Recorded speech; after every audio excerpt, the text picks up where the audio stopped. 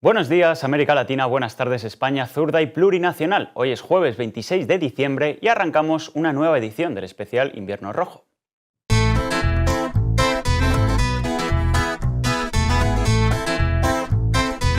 Y comenzamos hoy en el Palacio de la Zarzuela, desde donde el rey Felipe VI pronunció el anual discurso de Navidad, marcado por un mensaje ultraderechista hacia las personas migrantes. Como cabía esperar, este año la mitad del discurso de Felipe VI ha sido dedicado a Valencia y a la catástrofe de la Dana. Incluso la única foto que acompañaba al rey en la mesilla era una de los voluntarios intentando sacar el barro de las calles. Esto no sorprende a nadie, y más después de la operación mediática mediante la cual se intentó proporcionar a Felipe VI una suerte de momento fundacional, resistiendo la indignación ciudadana en Paiporta. Al no tener el rey ningún tipo de legitimación democrática, era necesario construir en algún momento de su reinado algún tipo de motivo o utilidad que justifique su abultado salario, el mantenimiento de sus palacios y su impunidad judicial. El primer intento de construir legitimación ya fracasó en su discurso del 3 de octubre de 2017 tras el referéndum del 1 de octubre. Y es por ello que los diferentes operadores sistémicos no dudaron ni un minuto en abrazar la nueva oportunidad que les brindó lo ocurrido en Paiporta. Así, frente a una clase política que no hace su trabajo, que no es querida por su pueblo y que incluso decide abandonar el lugar de los hechos cuando las cosas se ponen un poco tensas, los juglares del régimen nos cantaban un relato contrario sobre el rey y la reina, que demostraron templanza, valentía, capacidad de escucha y ser, por todo ello, los merecedores del amor de su pueblo. Todo el mundo esperaba el discurso del rey sobre la Dana y Valencia. Por ello, que lo haya hecho no es relevante. Vayamos al siguiente apartado de su discurso, la inmigración. Las migraciones pueden derivar, sin la gestión adecuada, en tensiones que erosionen la cohesión social. El esfuerzo de integración que corresponde a todos, el respeto también de todos de las leyes y normas básicas de convivencia y civismo y el reconocimiento de la dignidad que todo ser humano merece son los pilares que deben guiarnos a la hora de tratar la inmigración, sin olvidar nunca la firmeza que requiere la lucha contra las redes y las mafias que trafican con personas. La manera en la que seamos capaces de abordar la inmigración, que también precisa de una buena coordinación con nuestros socios europeos, así como con los países de origen y tránsito, dirá mucho en el futuro sobre nuestros principios y la calidad de nuestra democracia. Estas palabras del rey constituyen un paso muy significativo y nada habitual en los discursos de Navidad, al enunciar de forma explícita varios de los principales elementos discursivos propios de la extrema derecha para generar rechazo y odio contra la población migrante. Como hemos escuchado, Felipe VI manifestó que las personas migrantes generan tensiones, que no se esfuerzan lo suficiente para integrarse y que violan las normas básicas de convivencia y civismo. Pero, por si quedaba alguna duda sobre su orientación ideológica, en esta materia el monarca sacó la carta que siempre utiliza el líder de Vox, Santiago Abascal, como punto de partida de su discurso anti-inmigración, pidiendo firmeza para luchar contra las redes y las mafias que trafican con personas. Como señalamos en la editorial de Diario Red sobre el mensaje del rey, este discurso ultra contra las personas migrantes demuestra que cada vez más la monarquía española se sitúa por méritos propios como referente ideológico de la derecha y extrema derecha, algo que cancela por completo su función institucional diseñada para ella y que anuncia más pronto que tarde su final. El resto del discurso estuvo marcado por la falta de alusiones al cambio climático como uno de los problemas que más afecta al país, en un año marcado por la Dana. También pronunció un discurso vacío sobre el problema de la vivienda, intentando mostrar sensibilidad, pero sin decir nada concreto ni hacer referencia a las causas del problema. Y por último, hizo referencia a los conflictos internacionales sin ni siquiera pronunciar la palabra Ucrania y no digamos ya Gaza o genocidio. Con la conclusión del discurso de Navidad de Felipe VI, las reacciones políticas comenzaron a sucederse. A pesar del argumentario ultraderechista del monarca sobre la inmigración, el PSOE, como buen partido de régimen y republicano asintomático, ha trasladado que suscribe plenamente las palabras del rey. Así lo ha trasladado este miércoles la presidenta del partido, Cristina Narbona, señalando que Felipe VI es absolutamente imprescindible para alcanzar consensos en lo esencial. Desde el Partido Socialista Obrero Español compartimos plenamente el compromiso del rey con los valores que sustentan nuestro Estado social y democrático de derecho y el Pacto de Convivencia de la Constitución de 1978. Los valores de la solidaridad, del respeto a los derechos fundamentales, de la igualdad de derechos y obligaciones para todos los ciudadanos, el valor del diálogo, absolutamente imprescindible para alcanzar consensos en lo esencial. Otro de los partidos que compareció públicamente para dar su valoración sobre el discurso de Felipe VI fue Podemos, señalando que sus palabras son propias del máximo representante de la ultraderecha. La secretaria de Discurso, Acción Institucional y portavoz adjunta de la formación, María Teresa Pérez, ha reprochado al monarca que cada día se parezca más a un diputado de Vox que al jefe de Estado. El discurso de Felipe VI anoche fue el discurso del máximo representante de la ultraderecha. Cada día que pasa parece más un diputado de Vox que el jefe del Estado. Fue un discurso preocupantemente reaccionario en materia de migraciones, cómplice con el genocidio que Israel está cometiendo contra Palestina, al no mencionarlo, y con ausencias muy significativas como la lucha contra las violencias machistas. En términos generales, el rey representó anoche únicamente al proyecto caduco y deprimente de la derecha española, y demostró, como ya hizo el 3 de octubre del 2017, que es un actor político cada vez más ultraderechizado. Mientras Felipe VI pronuncia un mensaje ultra criminalizando a las personas migrantes, un informe de la ONG Caminando Fronteras consolida a España como el país con las fronteras más mortíferas del mundo. Los datos del informe reflejan que en la frontera sur han muerto 4.000 personas más en 2023, situando 2024 como el peor año desde que existen registros.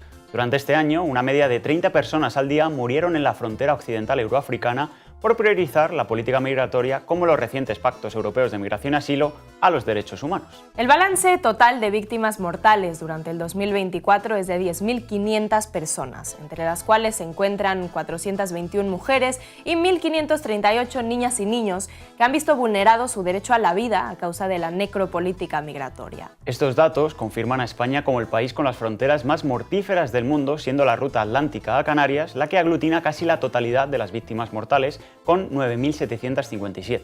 En una entrevista en la cadena SER, la coordinadora de la ONG Caminando Fronteras, Elena Maleno, ha señalado que cada vez están más asentadas las políticas de dejar morir a las personas migrantes y denuncia que la presión antimigratoria de las autoridades desplaza las rutas a puntos más lejanos con mayor riesgo. Estas cifras muestran el evidente fracaso de los sistemas de rescate y protección. Por ello, desde Caminando Fronteras, urgen a las autoridades a priorizar la protección del derecho a la vida, reforzar las operaciones de búsqueda y rescate y que se garantice la justicia para las víctimas y sus familias. Cambiamos de tema. El Ministerio de Defensa español ha firmado un nuevo contrato con la empresa armamentística israelí Elbit Systems. Así es, una de las principales empresas armamentísticas aliadas del gobierno de Netanyahu y que alimenta el genocidio del pueblo palestino en Gaza, ha recibido 50.000 euros del gobierno con este nuevo contrato. Según informa el Diario Público, el pasado 4 de diciembre se acordó la adjudicación a Elbit Systems de un nuevo contrato para el mantenimiento y la adquisición del mortero embarcado Cardom, un armamento de fabricación israelí que utiliza el ejército español. Esta empresa armamentística, que alimenta el genocidio israelí, es una de las principales contratistas que mantienen acuerdos con el Ministerio de Defensa. A lo largo de 2024, Elbit se embolsó más de 6 millones de euros en distintas adjudicaciones públicas del gobierno.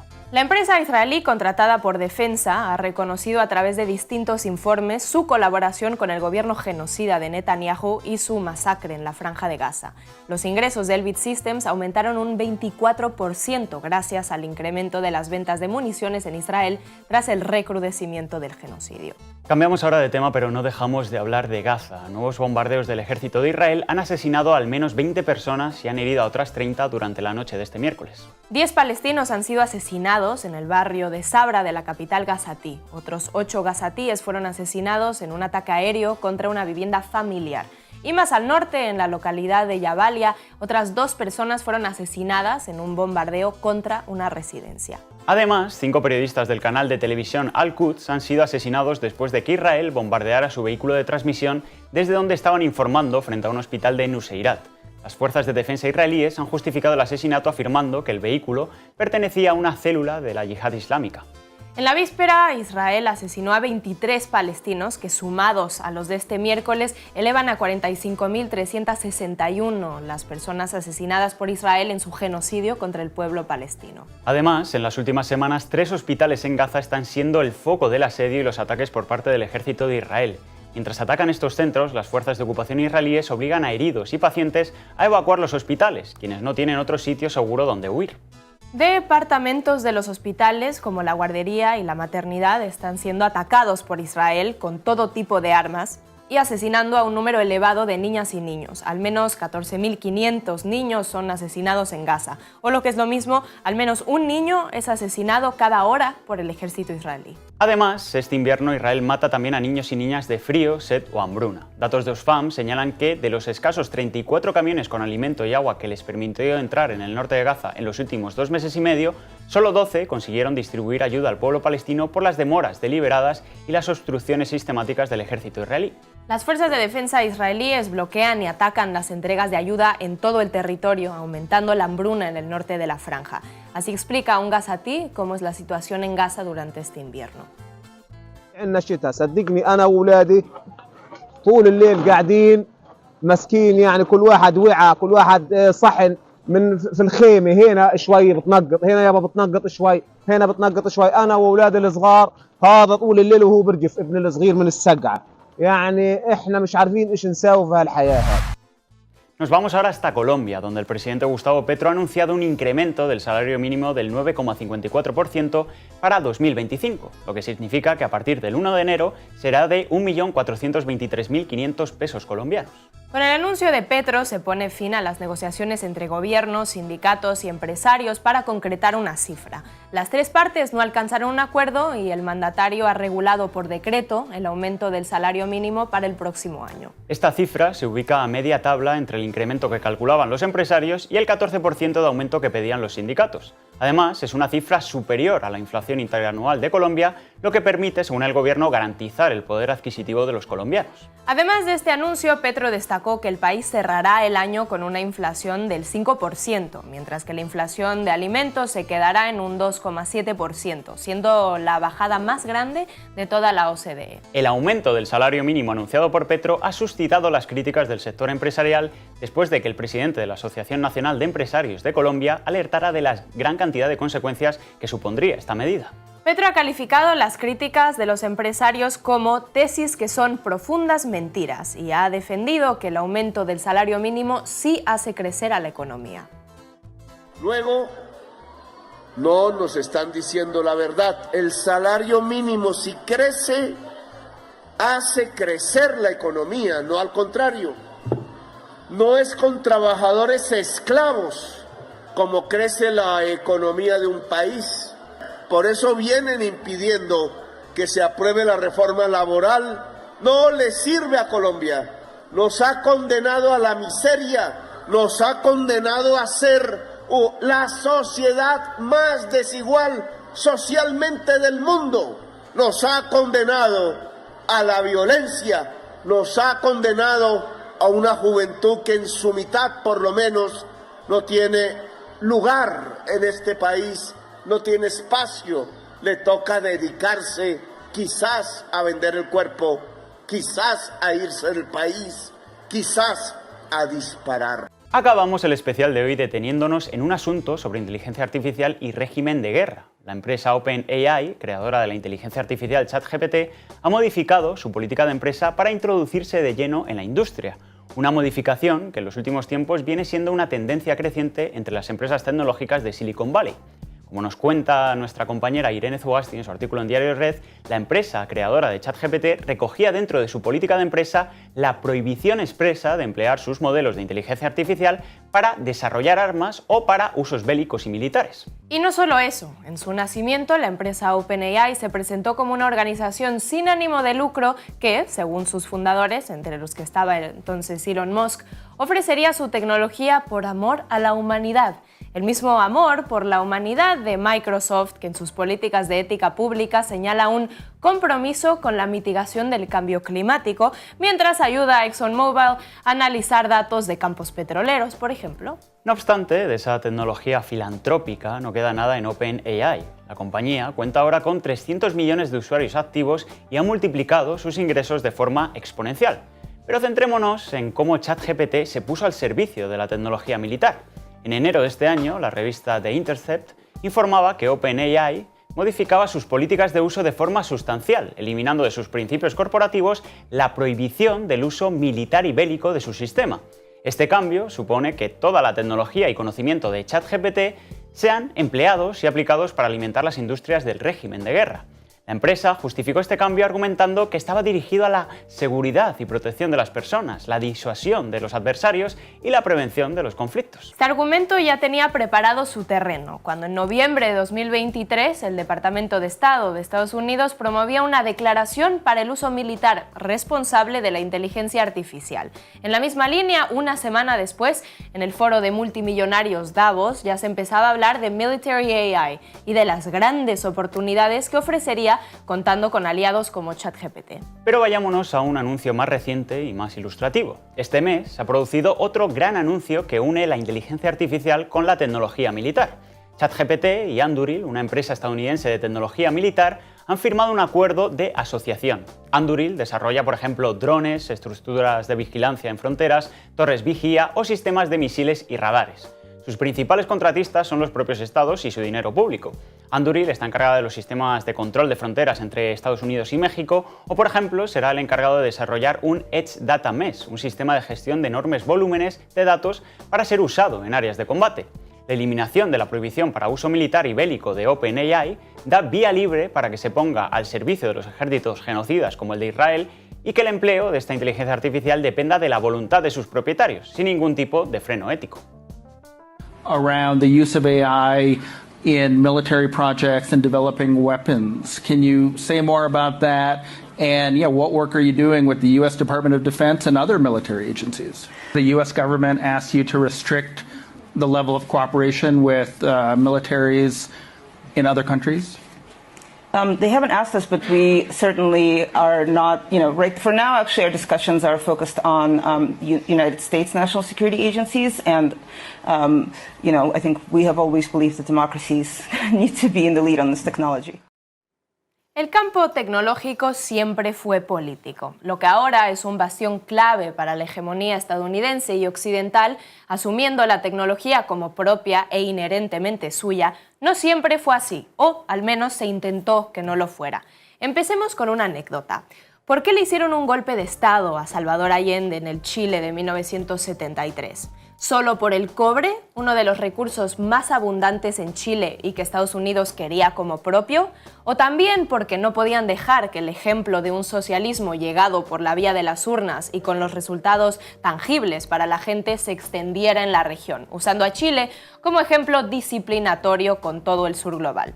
Sí, ambas, pero hay algo más. Uno de los proyectos de Allende del que se han encargado sistemáticamente de que no recordemos fue el llamado CyberSyn, un proyecto de socialismo cibernético, un sistema que conectara todas las fábricas del país para que se pudieran comunicar entre ellas, un simulador económico que pudiera usar índices económicos para que los legisladores pudieran predecir el efecto de sus políticas antes de implementarlas. Y no solo eso, un método para recabar los datos de la felicidad de sus obreros para saber dónde y qué recursos enviar a cada fábrica. Para la construcción de este sistema, ideado por Allende, pidió ayuda a un teórico británico, Stafford Beer, que tras el golpe de Estado diría: si CyberSyn no hubiera sido tan exitoso, Allende seguiría vivo. Siempre hubo infiltrados de la CIA en CyberSyn y en aras del golpe tocaron en la puerta de todos los líderes del proyecto, exigiendo saberlo todo.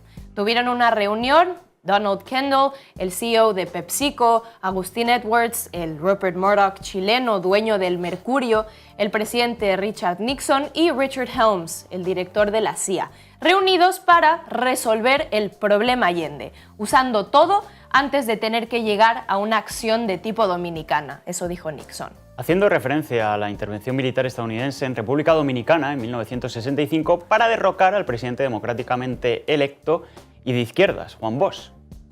Y la manera no sería una intervención militar directa, como lo hicieron en República Dominicana usando al ejército estadounidense, sino sería usando a Pinochet y su golpe de Estado. Pero no solo. para acabar con una parábola perfecta, es también la multinacional estadounidense ITT, International Telephone and Telegraph, con sus garras en la patria grande desde principios del siglo XX, cuando ya el exsecretario de Guerra, Elihu Root, había declarado en 1921: hay una lucha a muerte por el control de las comunicaciones sudamericanas. Pero no solo, ITT en esos momentos también colaboró en el régimen franquista cuando Franco le concedió el monopolio del servicio telefónico y telegráfico en toda España.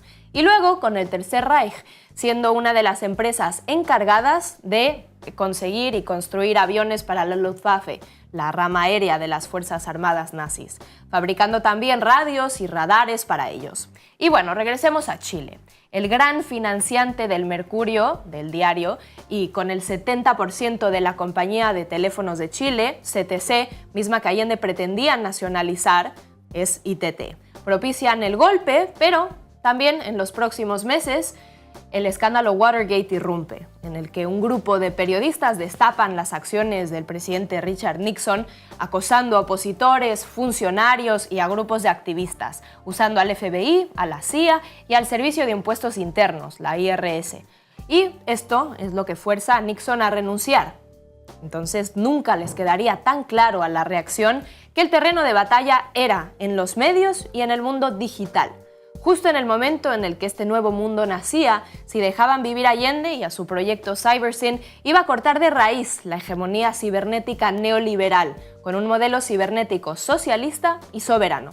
Y lo pretenden seguir haciendo, cimentando su control ahora con la inteligencia artificial y su brazo predilecto OpenAI y ChatGPT. Ya hablamos sobre el nuevo contrato de OpenAI con el Pentágono, pero no es cosa nueva, tampoco con la inteligencia artificial en general.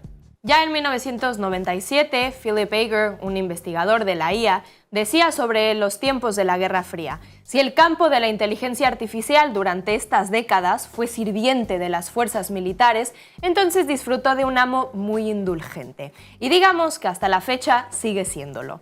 Aunque el nuevo contrato de OpenAI con el Pentágono es una noticia impactante, no hablamos de uso y tergiversación de la inteligencia artificial para usos militares e imperialistas, porque eso implicaría que antes no se utilizaba o que incluso la IA misma fue creada para otros propósitos, ajenos. Cuando no es así, la propia IA fue creada por y para el uso bélico del imperio.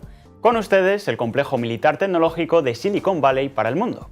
Sin duda no sería una película tan atractiva ni golosa si en vez de pintar a Silicon Valley como una industria del suelo hasta el cielo creada por pequeños genios en sus garajes californianos, se pintara como fue en realidad, una operación manufacturada por ese complejo militar desde los años 50, en plena carrera tecnológica con la Unión Soviética. Aunque años después, un punto de inflexión sin duda sería el 11 de septiembre de 2001, cuando además de la ley patriota para vigilar y castigar bajo plena potestad Guantánamo y las invasiones de Afganistán e Irak, la CIA además crea la empresa Palantir, con apoyo de su entidad de capital, In-Q-Tel, en plena guerra contra el terror, a través de empresas privadas, en vivo espíritu neoliberal, creando tecnologías que luego serían vendidas para uso militar. Palantir, la empresa una vez apodada el arma secreta de la guerra contra el terror, fue fundada con dinero de la CIA, por nadie menos que Peter Thiel, el mogul de Silicon Valley y creador de PayPay. El software de Palantir usa algoritmos para rastrear datos sin restricciones, transacciones bancarias, interacciones en redes sociales, etc. Hasta la fecha, Palantir sigue teniendo contratos activos con el Pentágono, claro. Y Peter Thiel, como uno de los mayores donantes de su campaña, es ahora apodado como el cerebro detrás de Trump.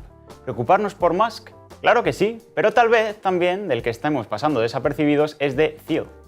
Con un imperio en decadencia entre sus manos, Estados Unidos muere, pero muere matando, y de eso se pretende encargar Donald Trump. Justo antes de su toma de protesta como el nuevo presidente de Estados Unidos, se conoce el nuevo contrato de OpenAI con el Pentágono. Pero como el imperialismo va de alianzas en materias del complejo militar tecnológico, Israel no se queda atrás. Ya desde 1955, genios matemáticos judíos como Oppenheimer, Einstein y von Neumann, muchos recién llegados del proyecto Manhattan, llegaron al recién establecido Estado de Israel para construir la primera computadora del país, WISAC, la llamaron. Y desde ahí sigue en la carrera tecnológica con un papel crucial. Lo ve hasta el CEO de la propia OpenAI, Sam Altman, que en una conferencia que dio en la Universidad de Tel Aviv en 2023, ampliamente difundida por medios sionistas, declaró estar convencido de que el ecosistema tecnológico israelí jugará un rol enorme en la revolución de inteligencia artificial que transformará al mundo en los próximos años. Algo también declarado por Elon Musk, cofundador y exdirector de OpenAI, en una reunión meses antes con Bibi Netanyahu, declarando la intención de que Israel se convierta en un jugador significativo en el tablero global. Aunque lo cierto es que la tecnología bélica no es nada nuevo para el Estado sionista. Un solo ejemplo del apartheid automatizado es el llamado Zorro Rojo. Este es un sistema experimental de reconocimiento facial, implementado en la gran mayoría de los checkpoints militares, con especial énfasis en las áreas colindantes con asentamientos ilegales, escaneando los rostros de los palestinos para ingresar su información en una base de datos de vigilancia sin su consentimiento. Este tipo de proyectos, que no existirían sin las cálidas inversiones de empresas como Microsoft, a través de startups israelíes a las que financian, en este caso, Univision. O de Google, por ejemplo, que no financia, pero sí acepta que empresas privadas al servicio del ejército israelí, como la compañía de reconocimiento facial CoreSight, utilice su software de Google Fotos, para ubicar palestinos que consideran blancos u objetivos, acusándolos de pertenecer a Hamas. La mayoría de estos, arrestados sin evidencia, interrogados, brutalmente torturados o directamente asesinados. Todo esto crucial para la nueva etapa, el uso de la inteligencia artificial por el ejército israelí. Lo que hacen, una investigación exhaustiva automatizada, usando vigilancia, espionaje, llamadas telefónicas, perfiles de redes sociales, y así te califican. Si pasas del nivel 100, entonces te conviertes en un blanco para ser asesinado. Su método preferido, de noche, en tu hogar, con tu familia presente y dormida. La primera plataforma en cuestión se llama El Gospel, apodada por el mismo IDF como La Fábrica, una plataforma de IA encargada de la manufactura de la línea de producción, en dignos términos de la libre mercadocracia, de objetivos. Y todo de la manera más rápida y efectiva posible, produciendo recomendaciones automatizadas para blancos de ataque. Desde antes del 7 de octubre, esta base de datos ha facilitado la eliminación de alrededor de 40.000 palestinos, jugando un rol crítico en la creación de listas de individuos de autorizado asesinato. Y no solo, a través de sus programas de inteligencia, el ejército israelí sabe de antemano la cifra exacta de civiles que terminarán muertos en cada operación de asesinato dirigido. Y hay un segundo programa que se llama La Banda, una maquinaria que se une al Gospel, especializado en edificios y estructuras catalogadas como centros de operación militante, y La Banda, que profundiza las operaciones de asesinatos dirigidos. Y que no tienen estatutos ni límites. Falso. La Banda remarca que es permisible asesinar de 15 a 20 civiles para eliminar operativos juniors de Hamas. ¿Y a un comandante, por ejemplo? Pues más de 100, es decir, no hay. Y toda esta operación coordinada, además, con un programa tercero llamado Where's Daddy? ¿Dónde está papá? Que, como alude su nombre, se especializa en notificar al IDF cuando su objetivo está en casa. Ahí está papá, en casa. Y este es el estado que Elon Musk, ahora funcionario y cerebro de la Casa Blanca, quiere asegurar como actor principal en el tablero de la inteligencia artificial. Y tiene razón, es un tablero. Un tablero que la izquierda del siglo XXI, en el mayor momento de disputa hegemónica desde la Segunda Guerra Mundial, también tiene que participar como actor principal. Recordemos a Allende. La tecnología no tiene por qué ser reaccionaria e imperialista. Si le cedemos esa batuta a los cóndores de Silicon Valley, nos concedemos a nosotros la derrota garantizada. Y eso se está entendiendo en nuestros focos de lucha en América Latina muy bien. No es baladí que uno de los puntos esenciales de Claudia Sheinbaum en su discurso de toma de protesta haya sido la soberanía digital, aludiendo a un interés por la incursión de México en la inteligencia artificial soberana y en servicio de los pueblos. Mientras que Lula da Silva desde Brasil ha declarado: tenemos que crear nuestros propios mecanismos en vez de que la inteligencia artificial venga de Estados Unidos, de Corea del Sur o de Japón, hablando de desarrollar una inteligencia artificial puramente brasileña. Aunados a Nicolás Maduro desde Venezuela, que también anuncia la firma de tratados con sus aliados estratégicos para la generación de una tecnología de inteligencia artificial propia de la nación para contrarrestar la hegemonía estadounidense. ¿Estaremos en aras de un verdadero inicio de la multipolaridad también en el terreno digital? Espero que sí, porque no tenemos otra opción. Y hablando de inteligencia artificial y régimen de guerra, acabamos hoy. Recuerden hacerse socios y socias de Canal Red en apoya.canalred.tv o en el QR que está apareciendo ahora mismo en pantalla, que los necesitamos para seguir informando. Nos vemos mañana aquí, en este especial Invierno Rojo, y ahora les dejamos con la canción Universal Soldier de Donovan.